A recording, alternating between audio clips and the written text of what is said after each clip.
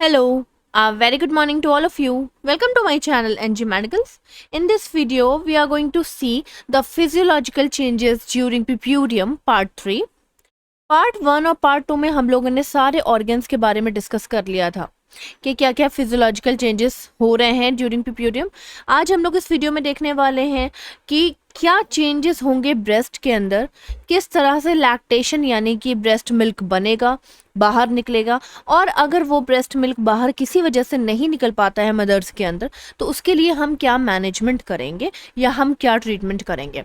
Okay, सो अगर आपने मेरी पिछली वीडियोस नहीं देखी हैं तो आप डिस्क्रिप्शन में आपको दोनों लिंक मिल जाएंगे, पार्ट 1 पार्ट 2 के।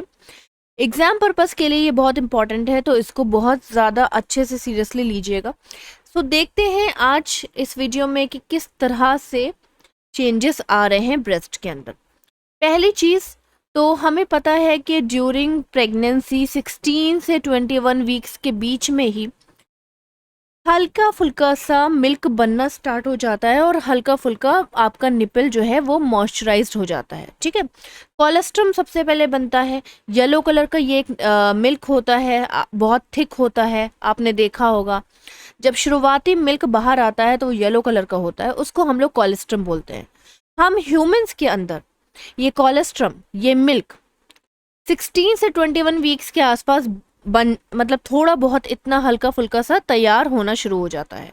क्यों हो जाता है? ताकि हमारे निपल्स के अंदर ड्राइनेस ना आए और हमारे निपल्स मॉइस्ट रहें, साथ ही साथ पहले से ही हमारे ब्रेस्ट में मिल्क जो है मतलब अच्छे से बनना शुरू हो जाए ताकि डिलीवरी के टाइम पे वो अच्छे से और ज़्यादा बन सके और निकल सके। ठीक है, तो लैक्टेशन का मतलब ये होता है, लैक्टेशन वर्ड का मतलब क्या है? Production and secretion. ठीक है, जाहिर सी बात है, सिंपल सी चीज़ है कि यहाँ पे ब्रेस्ट के अंदर जो भी चेंजेस होंगे उनका मेन पर्पस ही यही है कि मिल्क बना सकें और मिल्क को निकाल सकें, क्योंकि एक माँ 6 महीने तक अपने बच्चे को मिल्क पिलाती है, फीडिंग कराती है और उसका ग्रोथ एंड डेवलपमेंट करती है। तो लैक्टेशन का मतलब मैंने आपको बता ही दिया कि प्रोडक्शन ऑफ मिल्क या ब्रेस्ट मिल्क और उसका secretion by the mammary glands. First of all, what is these mammary glands? यहाँ पे आपको ये बलून या ग्रेप्स शेप के स्ट्रक्चर दिख रहे हैं, यहाँ पे ये देख लीजिए। ये इन सबका जो ये कॉम्बिनेशन है या ग्रुप ऑफ दीज कह सकते हो कि एल्वोलस या ducts are known as mammary gland. ठीक है, तो मेमरी ग्लैंड का मेन काम क्या है? इसी के अंदर मिल्क का प्रोडक्शन होता है। अगर ये मेमरी ग्लैंड ब्रेस्ट के अंदर ना हो तो मिल्क का प्रोडक्शन नहीं हो सकता। मिल्क इसी में बनता है और इसी से बाद में निपल से बाहर आ जाता है, सिंपली। ओके, सो लैक्टेशन का मतलब ही यही है, प्रोड्यूस हो रहा है क्या चीज़? मिल्क। किसमें? ब्रेस्ट के अंदर। लेकिन इसके अंदर प्रोड्यूस हो रहा है, ब्रेस्ट के अंदर कौन सा ऐसा स्ट्रक्चर है जो कि मिल्क को बनाने में हेल्प कर रहा है? वो है आपकी मेमरी ग्लैंड। और जब मिल्क एक बार प्रोड्यूस हो जाएगा तो वो क्या हो जाएगा? बाद में सिक्रीट हो जाएगा। तो combination of production and secretion of the breast milk into the mammary gland is called lactation. Okay, I think आपको क्लियर हुआ होगा। नेक्स्ट आ जाते हैं फिजियोलॉजी ऑफ द लैक्टेशन। अब हमें ये तो पता चल गया कि भाई लैक्टेशन का मतलब है कि कोई ज़रूरी चीज़ यानी कि ब्रेस्ट मिल्क बन रहा है और निकल रहा है। ठीक है, कहाँ बन रहा है? मेमरी ग्लैंड में बन रहा है। लेकिन इस बनने के प्रोसेस में किन किन चीज़ों का रोल है और कौन कौन सी चीज़ें इम्पॉर्टेंट है मदर के लिए जिसकी वजह से मिल्क बनना शुरू होता है, वो हम देखेंगे फिजियोलॉजी ऑफ द लैक्टेशन में। फिजियोलॉजी ऑफ द लैक्टेशन का मतलब यही है कि कैसे मिल्क बनना स्टार्ट हो रहा है। कब स्टार्ट हो रहा है? During pregnancy. मैंने आपको बता दिया टाइम पीरियड कब बनना स्टार्ट हो जाता है। मिल्क बनना तुरंत ही स्टार्ट हो जाता है ताकि डिलीवरी के बाद वो ज़्यादा से ज़्यादा बन सके। ठीक है, इसके अलावा मिल्क बनने का काम क्या है? प्रेगनेंसी के दौरान मिल्क बनने का काम क्या है? मदर पहले से प्रिपेयर हो जाए, ब्रेस्ट में अचानक से भारीपन ना आए, क्योंकि अचानक से मिल्क बनेगा तो ब्रेस्ट अचानक से हैवी हो जाएंगे और मदर को पेन होने लगेगा। तो पहले से धीरे धीरे तैयारी होना स्टार्ट हो गई है। अब किस तरह से बन रहा है? इसके 4 प्रोसेस है। हमारे ब्रेस्ट के अंदर 4 तरह के प्रोसेस चलते हैं, तब जा करके मिल्क बन पाता है और एक बेबी उसको सक कर पाता है। फर्स्ट प्रोसेस है आपका मैमोजेनेसिस। देखो, स्टार्ट करने से पहले आप इसके नाम पे फोकस करो, मैमो। ठीक है, मैमो मीन्स होता है मेमरी ग्लैंड्स, जो कि मैंने आपको इमेज में दिखाई हुई है। जेनेसिस मीन्स होता है प्रोडक्शन, या आप जेनेसिस का मतलब ये कह सकते हो जनरेशन। तो मेमरी ग्लैंड हमारे अंदर ऑलरेडी हैं, लेकिन वो अभी इतनी मिच्योर नहीं है कि वो अपने आप को मिल्क के लिए तैयार कर पाए। ये सारी चीजें प्रेगनेंसी के दौरान होना शुरू होती हैं। ठीक है, तो मेमोजेनेसिस का मतलब क्या है? प्रिपरेशन या generation of the mammary gland. तो सबसे पहले देख लेते हैं मेमोजेनेसिस के बारे में। तो मैंने जैसे बता दिया, memo means mammary gland, genesis means generation, ठीक है, या फॉर्मेशन। ओके, तो ग्रोथ और डेवलपमेंट हो रहा है, जाहिर सी बात है। किसी भी चीज में अगर कोई चीज भरेगी तो पहले उस चीज को बड़ा करना पड़ेगा। फॉर एग्जाम्पल, जब आप बलून में हवा भरते हो, तो जब आप हवा भरते हो तो बलून फूल जाता है। उसी तरह से मेमरी ग्लैंड पहले अपने आप का ग्रोथ एंड डेवलपमेंट करती है, ताकि वो उसके अंदर मिल्क को भर सके। राइट, तो यहाँ पे ग्रोथ एंड डेवलपमेंट हो रहा है। अब मेमरी ग्लैंड किस चीज से मिलके बनी हुई है? ये आपके लोब्यूल से मिलके बनी है, एल्वोलाई से मिलके बनी हुई है। ठीक है, तो इन दोनों के कनेक्शन को या इन दोनों के कॉम्बिनेशन को हम लोब्यूलो एल्वोलियर सिस्टम बोलते हैं। तो मेमरी ग्लैंड, लोब्यूलो एल्वोलियर सिस्टम, यहाँ पे देख लो, एल्वोलाई, लोब्यूलो एल्वोलियर सिस्टम से मिलके बनी हुई है। तो यहाँ पे ग्रोथ एंड डेवलपमेंट किसका होगा? लोब्स और एल्वोलाई। अगर इन दोनों को जोड़ दोगे तो लोब्यूलो एल्वोलियर सिस्टम बन जाएगा। ठीक, और आपका कंप्लीट मेमरी ग्लैंड का ग्रोथ एंड डेवलपमेंट हो जाएगा। फर्स्ट प्रोसेस आपका ये कहता है। नेक्स्ट प्रोसेस आपका क्या है? नेक्स्ट है आपका लैक्टोजेनेसिस। देखो, यहाँ पे सबसे पहले था मैमोजेनेसिस, फिर था आपका लैक्टोजेनेसिस, फिर आपका लैक्टोकाइनेसिस, फिर लैक्टोपोइसिस। नेक्स्ट हम लोग देखेंगे लैक्टोजेनेसिस। लैक्टो, लैक्टो किस वर्ड से निकला है? लैक्टो निकला है लैक्टेशन से। ओके, तो लैक्टेशन का मतलब प्रोडक्शन और सिक्रीशन होता है। किस चीज का प्रोडक्शन, सिक्रीशन? मिल्क का प्रोडक्शन और secretion. Okay, genesis means generation या फॉर्मेशन, सिंपल सी चीज है।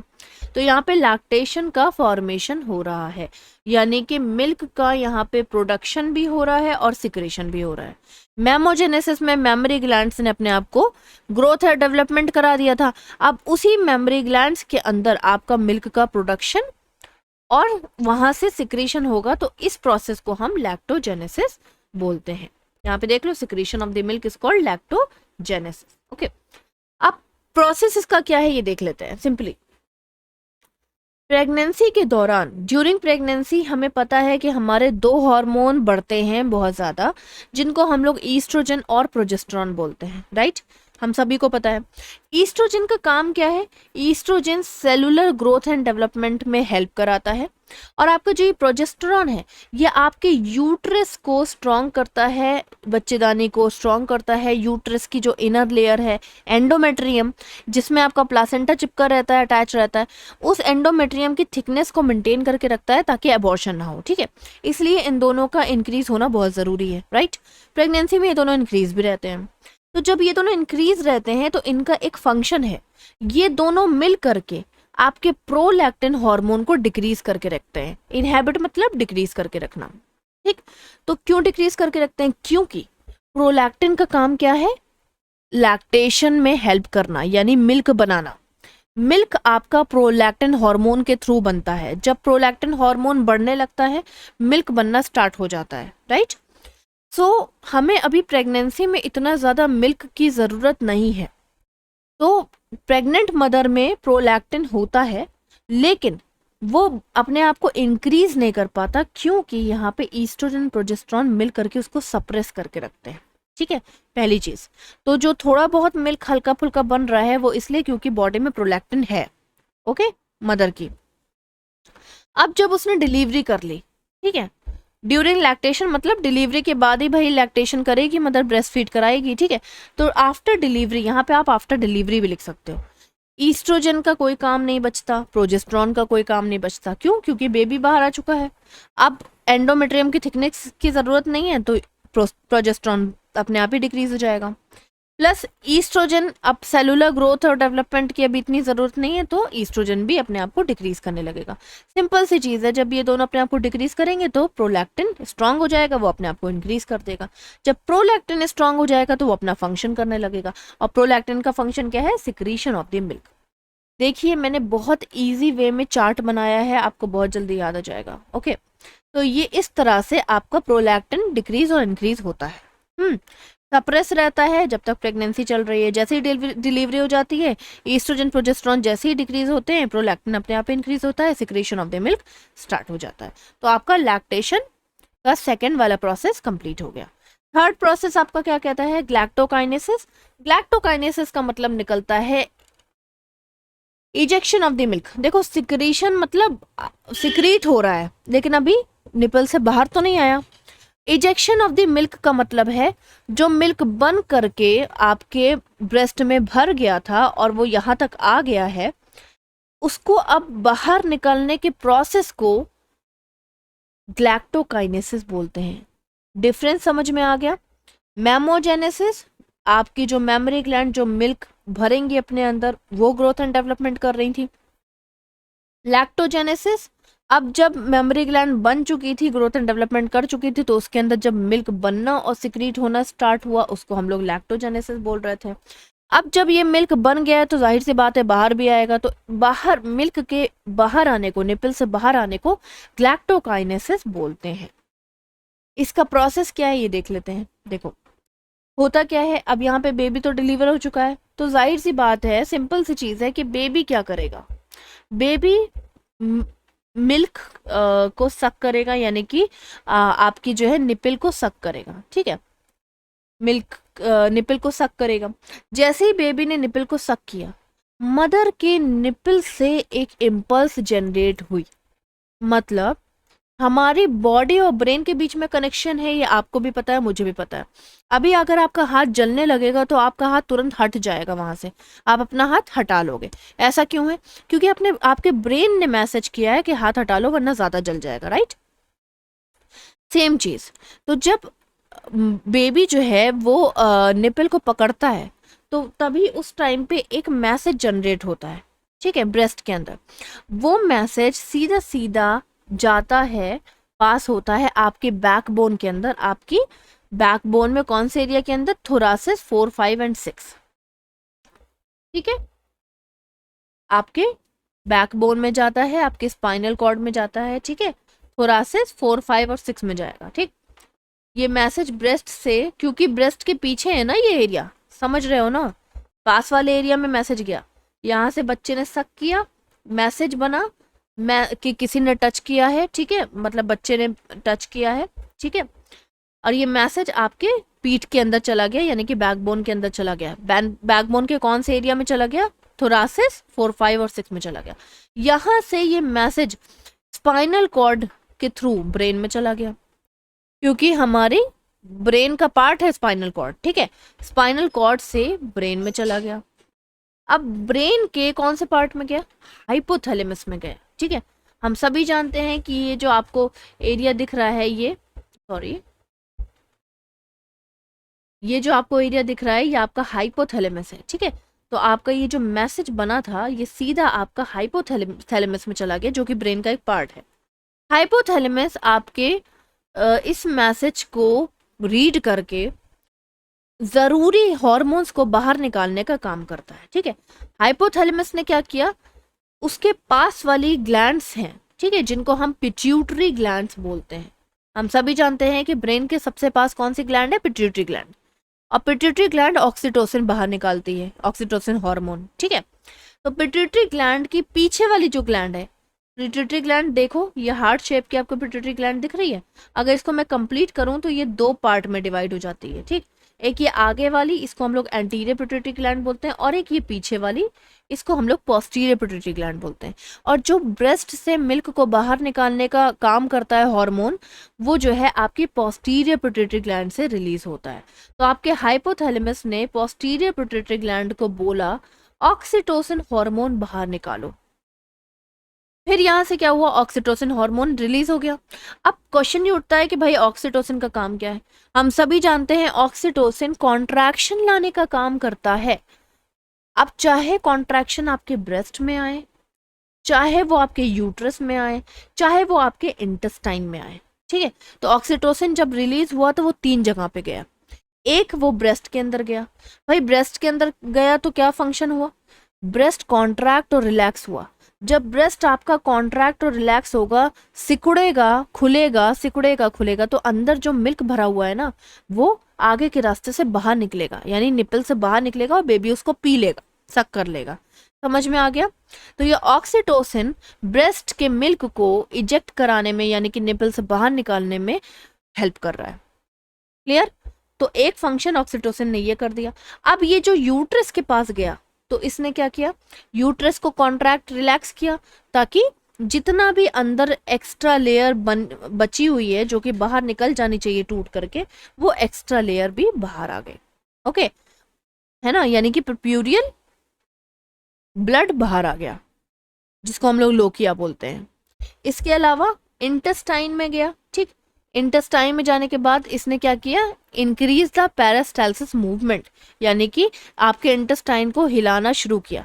जब इंटेस्टाइन मूव करेंगी, हम सब जानते हैं कि इंटेस्टाइन हमारी मूव करती हैं तो हमारा स्टूल जल्दी पास हो जाता है, ठीक है। तो ये हमें किससे बचाएंगे, कॉन्स्टिपेशन से बचाएंगे।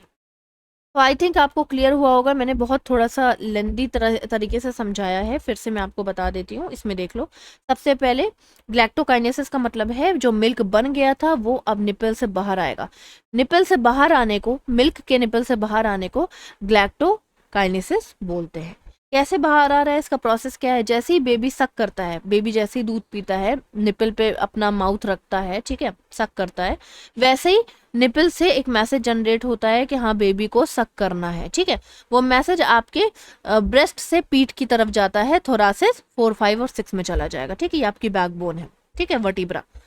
यहाँ से जाने के बाद ये डायरेक्ट मैसेज कहाँ भेज देती है, आपके हाइपोथैलेमस यानी कि ब्रेन में भेज देती है, ठीक है। हाइपोथैलेमस आपके पास वाली जो ग्लैंड है, जिसको हम लोग पिट्यूटरी ग्लैंड बोलते हैं, उसके 2 हिस्से हैं, आगे और पीछे। पोस्टीरियर पिट्यूटरी ग्लैंड को बोलती है कि भाई ऑक्सीटोसिन रिलीज करना, यहाँ पे देखो लिखा है मैंने, ऑक्सीटोसिन रिलीज करना स्टार्ट कर दो। ऑक्सीटोसिन रिलीज होता है तो 3 जगह पे जाता है, एक वो यूट्रस पे जाएगा, दूसरा वो ब्रेस्ट में जाएगा, तीसरा वो आपके इंटेस्टाइन में जाएगा।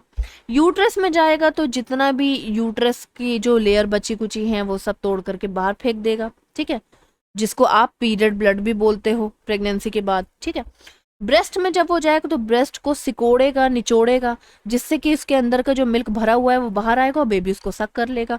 और इंटेस्टाइन में जब जाएगा तो पेरिस्टाल्सिस मूवमेंट इंक्रीज कर देगा, जिसकी वजह से मदर को कॉन्स्टिपेशन यानी कब्ज नहीं होगा। ये है आपका ग्लैक्टोकाइनेसिस का प्रोसेस। लास्ट आ जाते हैं ग्लैक्टोपोइसिस। ग्लैक्टोपोइसिस का मतलब क्या है, भाई जो मिल्क बन रहा है, अब हम ये तो नहीं चाहेंगे कि मिल्क बनना बंद हो जाए, है ना। हम तो यही चाहेंगे कि जो मिल्क बन रहा है, जिस तरह से मेंटेन है, बने जा रहा है, वैसे ही बनता रहे। तो ग्लैक्टोपोइसिस का मतलब है मेंटेनेंस ऑफ द लैक्टेशन, यानी मिल्क बनता रहे कंटिन्यूस, ताकि 6 मंथ तक मदर बेबी को मिल्क पिला सके या ब्रेस्ट फीड आराम से करा सके। ओके, तो इसके लिए जो ये प्रोसेस है, इसमें ये जनरल प्रोसेस है। देखो इसमें क्या है कि मिल्क तब तक अच्छे से बनेगा जब तक मदर एक्सक्लूसिव ब्रेस्ट फीडिंग कराएगी। एक्सक्लूसिव ब्रेस्ट फीडिंग का मतलब ये है कि 6 महीने तक लगातार ब्रेस्ट फीडिंग कराते रहना है। क्यों हमें 6 महीने तक ब्रेस्ट फीडिंग कराते रहना है? देखो, बच्चों का जो डाइजेस्टिव सिस्टम होता है ना, वो वीक रहता है। 6 महीने बाद बच्चों का डाइजेस्टिव सिस्टम स्ट्रांग हो पाता है। अगर आप ब्रेस्ट मिल्क के अलावा कुछ उल्टी सीधी चीज़ें उसको खिलाते रहोगे तो वो डाइजेस्ट नहीं कर पाएगा, उसका पेट खराब हो जाएगा, ठीक है। और मिल्क जो होता है मदर का, उसके अंदर इतने न्यूट्रिएंट्स होते हैं कि बच्चे के ब्रेन को ग्रोथ करने के लिए, बच्चे की बॉडी की ग्रोथ करने के लिए, बच्चे के इंटेलिजेंस को बढ़ाने के लिए और बच्चे की इम्यूनिटी को बढ़ाने के लिए बहुत ज़रूरी होता है मदर का ब्रेस्ट मिल्क। अब अगर वो कुछ और खिला देती है, अल्टरनेटिव्स खिला देती है, या हल्का सा केला खिला रही है, दाल का पानी पिला रही है, या अभी से 6 महीने पहले ये सब करने लगती है, तो वो मिल्क पीना कम कर देगा।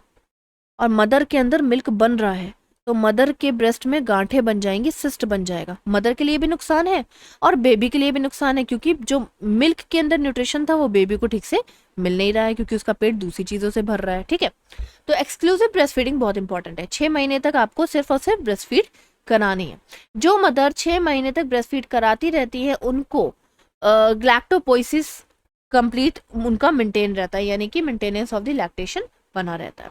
इसके अलावा सिर्फ इतना काफ़ी नहीं है, पर डे आपको 8 बार ब्रेस्ट फीड करानी ही करानी है। ठीक है, हर 2 घंटे में या 3 घंटे में आप बेबी को ब्रेस्ट फीड कराओ। मैं मानती हूँ कि हो सकता है बेबी सो रहा है तो बेबी को उठा के कराओ, कोई प्रॉब्लम नहीं है। बेबी के पास काम ही क्या है, पीना और सोना, पीना सोना। आप अगर 2 घंटे बाद उठा भी दोगे या 3 घंटे बाद उसको उठा भी दोगे तो ऐसा नहीं कि उसकी नींद नहीं पूरी होगी, वो उठ जाएगा, ब्रेस्ट फीड करते करते भी सो जाएगा। ठीक है, तो उसके पास कोई एक्स्ट्रा काम तो है नहीं, तो वो अपना आराम से सो सकता है जब उसका मन करे। ओके, लेकिन ब्रेस्ट मिल्क मिस नहीं होना चाहिए। फिर मैटरनल की जो मेंटल और फिजिकल हेल्थ है वो भी बहुत इंपॉर्टेंट है, क्योंकि स्ट्रेस, अगर आप मेंटली हेल्दी नहीं हो, फिट नहीं हो, आपके अंदर स्ट्रेस हार्मोन बढ़ेगा, और स्ट्रेस हार्मोन जो है वो क्या करता है, वो बाकी हार्मोन को सप्रेस करने लगता है। ठीक है, तो मदर जब स्ट्रेस में रहेगी तो वो अपने बच्चे पे फोकस नहीं कर पाएगी, सिंपल सी चीज़ है। फिजिकल हेल्थ की बात करो, अगर मदर फिजिकली हेल्दी नहीं है, फिट नहीं है, एनीमिक है, या कुछ खा नहीं रही है, या उसको मतलब सफिशिएंट उसकी प्रॉपर डाइट नहीं मिल रही है, तो प्रॉब्लम क्या आएगी, मिल्क ही ठीक से बनेगा ही नहीं, प्रोड्यूस ही नहीं होगा, तो वो ब्रेस्ट मिल्क क्या कराएगी। ठीक है, इसके अलावा मैंने स्पेशली मेंशन किया है डाइट प्लान बहुत इंपॉर्टेंट है, क्योंकि मदर की डाइट बहुत इंपॉर्टेंट। ब्रेस्ट फीडिंग मदर को बहुत ठंडा नहीं खाना होता है, ताकि बच्चा बीमार ना हो जाए ब्रेस्ट फीड करने से। ठंडा पानी नहीं पीना होता है, हेल्दी डाइट खानी होती है, हाई कैलोरी, फैट, ये सारी चीज़ें लेनी होती है, जिससे कि ब्रेस्ट मिल्क अपना बनता रहे आराम से। इसके अलावा put the baby to the breast in every 2 to 3 hours. Baby को डायरेक्ट ब्रेस्ट फीडिंग कराने की ज़रूरत नहीं है।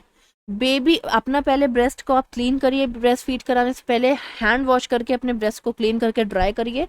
उसके बाद बेबी को उठाइए, बेबी के माउथ पे हल्का सा टच करिए। जब बेबी आपको वो करने लगे, रिस्पॉन्स करने लगे, मुंह खोलने लगे, तो आप अपने ब्रेस्ट पे उसको रख दीजिए और उसको निपल को ढूंढने दीजिए।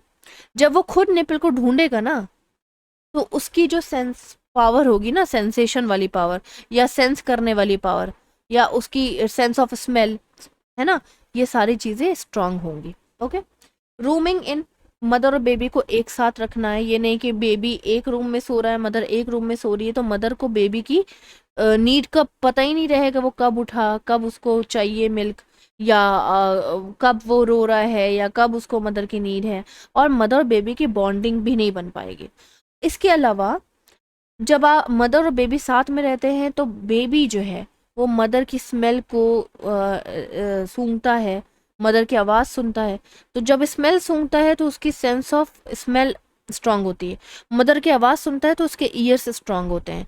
मदर के ब्रेस्ट को जब जब मन करता है सक करता है तो उसका माउथ या सकिंग पावर स्ट्रांग होता है। मदर को देखता है तो उसके अंदर मदर और बेबी की बॉन्डिंग बनी रहती है। तो ये सारी चीज़ें बेबी के लिए इंपॉर्टेंट होती हैं। ठीक, इसके अलावा मदर जो है वो अपने बॉडी की हीट बेबी को देती है तो बेबी बीमार नहीं पड़ता।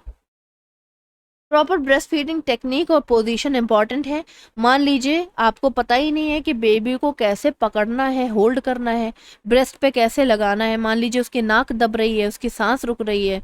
मान लीजिए आपको पता ही नहीं है कि आपको कैसे पोजीशन लेनी है, आपको नीचे कट लगा हुआ है, सिजेरियन सेक्शन हुआ है, आप बैठ के पिला नहीं पा रहे हो, ब्रेस्ट मिल्क नहीं करा पा रहे हो, तो आपके पास लास्ट ऑप्शन क्या बचेगा कि आप उसको ब्रेस्ट मिल्क पिलाओगे ही नहीं, ब्रेस्ट फीडिंग कराओगे ही नहीं। तो ये कोई सॉल्यूशन नहीं है। तो आपको टेक्निक और पोजीशन पता होनी चाहिए। अगर आपको नहीं पता है तो आप डॉक्टर से कंसिडर कर सकते हो, डॉक्टर को बोल सकते हो और उससे जो है सजेशन ले सकते हो। Support from the family and the husband can helps to maintain the oxytocin level. देखो, ऑक्सीटोसिन एक हार्मोन है और इसको हम लोग लव हार्मोन भी बोलते हैं। आपको पता है कि नहीं पता है, लेकिन ऑक्सीटोसिन जब आप किसी लव वन के साथ रहते हो, अपने हस्बैंड, अपनी फैमिली, अपना बच्चे, तो आपके अंदर ऑक्सीटोसिन ऑटोमेटिकली रिलीज होने लगता है। और ऑक्सीटोसिन का बहुत बड़ा रोल है ब्रेस्ट फीडिंग को मेंटेन करके रखने में, ये मैं आपको पहले ही बता चुकी हूँ। ठीक है, इसके अलावा हस्बैंड और फैमिली का सपोर्ट भी बहुत इंपॉर्टेंट है। मान लीजिए मदर अभी वीक है, ठीक, वो काम नहीं कर पा रही है, तो फैमिली को सपोर्ट करना चाहिए, ठीक है, उसकी हेल्प करनी चाहिए या उसकी जगह पे कोई और काम कर ले। हस्बैंड, मान लो मदर थक गई है बेबी को लिए हुए, तो हस्बैंड को सपोर्ट करना चाहिए।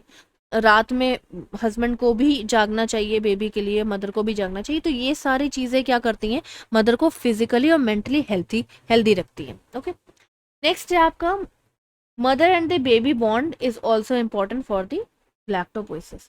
जब मदर बेबी के साथ रहेगा, वही बात हो गई ना, रूमिंग इन, मदर बेबी के साथ रहेगा तो दोनों में बॉन्ड अच्छा बना रहेगा। बेबी का जब मन करेगा वो ब्रेस्ट फीड ले लेगा, ठीक है, और मदर का लैक्टोपोइसिस मेंटेन रहेगा। ये सारी चीज़ें थी जो कि लैक्टेशन के प्रोसेस में आती हैं। नेक्स्ट आ जाते हैं, कुछ ऐसी चीज़ें देख लेते हैं। मान लीजिए लैक्टेशन फेलियर हो रहा है, तो हमें क्या करना चाहिए। ओके, तो लैक्टेशन फेलियर मतलब ब्रेस्ट मिल्क आ नहीं रहा है मान लो, या किसी वजह से मदर सक नहीं करा पा रही है, बेबी सक नहीं कर पा रहा है, तो क्या करना। पहला केस है, देखिए, baby is not feeding enough, baby अभी पी नहीं पा रहा है। हो सकता है आपका बेबी वीक हो सकता है उसकी सकिंग पावर, सक करने की जो पावर है वो डिक्रीज्ड हो। आपको क्या करना है, फिर भी चाहे वो पी पाए नहीं पी पाए, बेबी को ब्रेस्ट के ऊपर रखना है।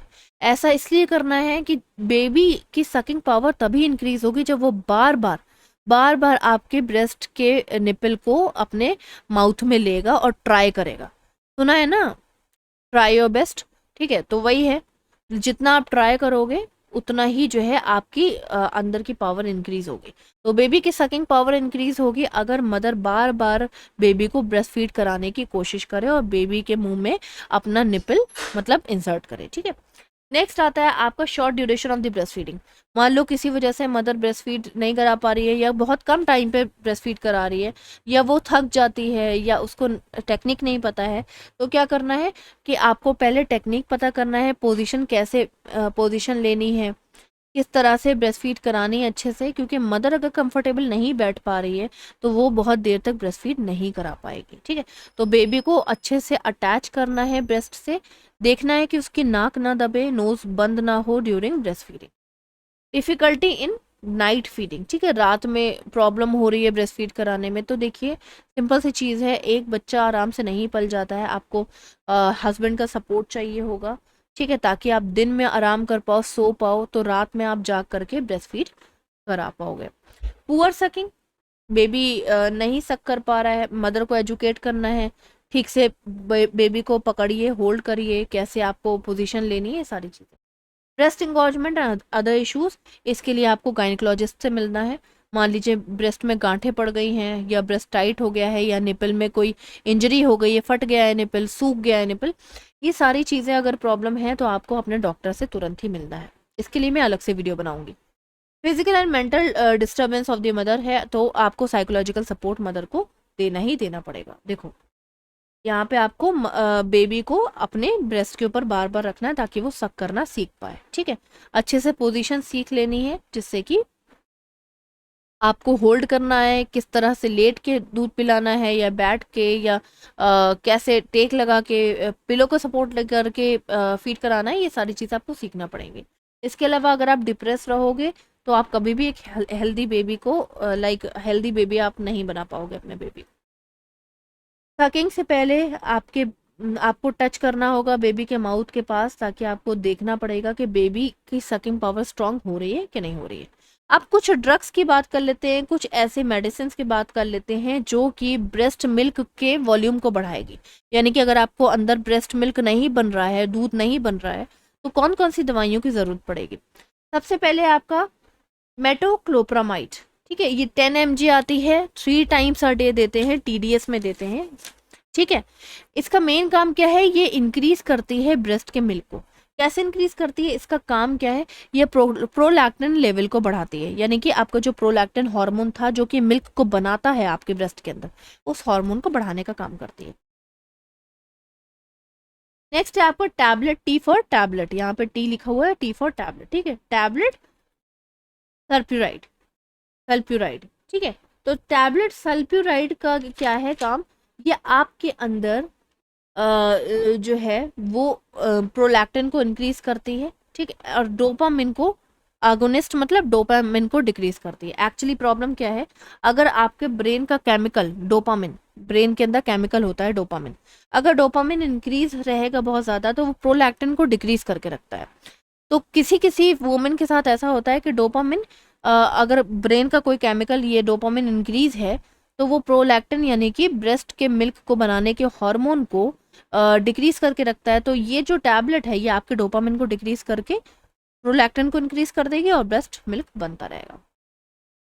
इंट्रानेजल ऑक्सीटोसिन, थर्ड है आपका इंट्रानेजल ऑक्सीटोसिन। इंट्रानेजल ये एक तरह का स्प्रे है, यहाँ पे दिखा देती हूँ, ये देख लो, ऑक्सीटोसिन नेजल स्प्रे, इसको हम लोग इंट्रानेटल ऑक्सीटोसिन भी बोलते हैं। ठीक है, ये एक तरह का स्प्रे है, सीधे सीधे ऑक्सीटोसिन को इंक्रीज करेगा और आपके ब्रेस्ट मिल्क को बाहर निकालने में हेल्प करेगा। प्रोसेस मैं आपको पहले ही बता चुकी हूँ। ठीक है, तो ये सारी देखिए ड्रग्स इस तरह की आती हैं आपके, आप देख सकते हो। तो ये सारी ड्रग्स डॉक्टर के कहने पे ही आपको लेना है, अपनी मर्जी से आप इसे खरीद करके नहीं ले सकते हो। तो ये था आपका ब्रेस्ट चेंजेस या physiological changes in during lactation, or you can say that lactation management. If you are having any doubt, please ask me in a comment box. Till then, bye bye, take care, have a nice day.